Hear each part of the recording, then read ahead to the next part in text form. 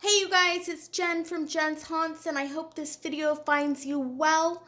As some of you may know, I'm doing a Nightmare Before Christmas Halloween yard display this year. I will be doing something smaller because I can't have 600 children out front of my house, not social distancing. I'm hoping I can pass out candy. The store is full of candy, so I'm hoping, but I also want to go trick-or-treating with my little girl. So I'm trying to find the balance now that I've become kind of a little bit of a Halloween deal in my neighborhood. But I wanted to talk to you about the clay. I did a video with my recipe, which is Jay's recipe at Unhinged Productions, the homemade paper clay. But then my surface product, I purchased that. So I wanted to talk to you about that a little bit today. If you're interested in working with clay, I could buy these masks from Spirits Halloween, but it was going to run me about 50 bucks. And with everything that's been going on, I'm a hairdresser, and the governor didn't let me work for about 5 months. So I was thinking, I think I'm ready to make them, and it would be fun to do a tutorial if you would like to make them as well. I've looked these up on different online sellers, and they go from about $100 to $50. So, a dollar saved is a dollar earned. So here is where I'm at. This is the homemade clay. And I've given you my recipe for that. I told you that. And then this is after it is clayed. So I've used this clay to make several things. And when you're looking at this, don't be scared.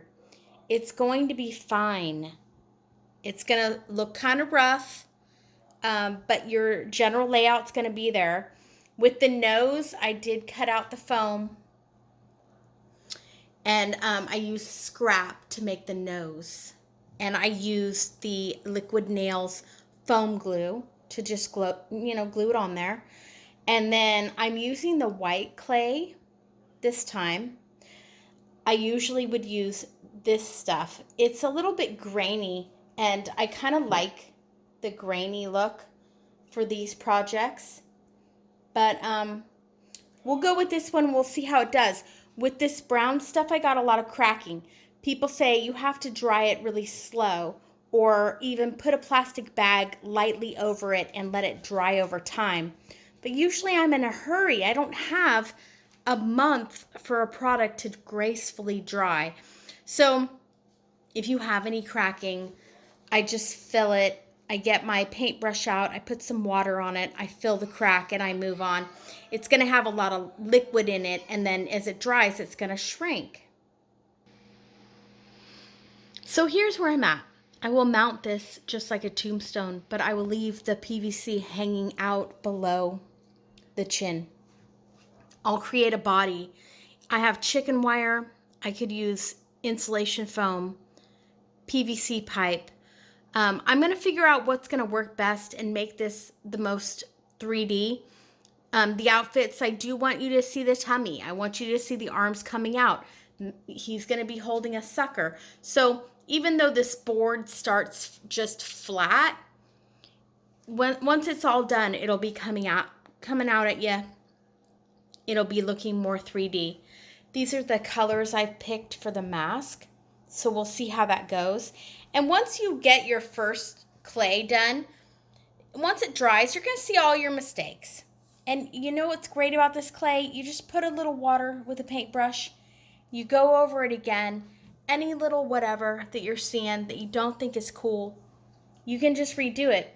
With the eyes, I'll just do, balls inside the socket. I'll put the little hole for the pupil. And once it's all painted, I think it's going to be pretty cool. So this is where I'm at. I will show you, excuse my finger, I'll show you the difference in the texture here. All right, you guys. So this is the store-bought clay. See how nice that is? Then with a little water, you can almost sculpt it into anything. This is the homemade clay. It's a little rougher and it's a little grainy, but a little water and a paintbrush goes a long way with this stuff, and it is nice and moist. I did find that when I sculpted without the backing of the homemade clay, it cracked more. I think the store-bought clay does a good job of clinging on to this, and you're going to have less problems. But like I said, the only solution for cracking inexpensive clay is slow drying. So I won't be putting this mask, when I'm done with it, I won't put it in front of a fan. I'll just be patient and I'll do these. I'll put it out in the sun. We'll see what happens. But if it cracks, I'll just fill it and move on. This here is because I don't know what I'm doing about the hat.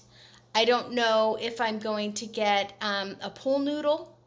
I haven't decided what I'm going to do about the material, but I thought if I left that and I end up needing it, at least I can build off of it. Even if I use a heat gun, bend some PVC, I start wrapping chicken wire and then cloth, whatever I do, I'm going to need something to grab onto. And then, like I said, the PVC will come out the neck and I'll build the body from there. So this is where I'm at. I think it'll be cool. I also plan on doing a Jack. And I think when it's all said and done, it's going to be great. I would like Jack to be sitting on the big, huge pumpkin, like I've seen, I think, out of Tokyo. So we'll see. Good thing I've got a lot of chicken wire. I've got some plans for that.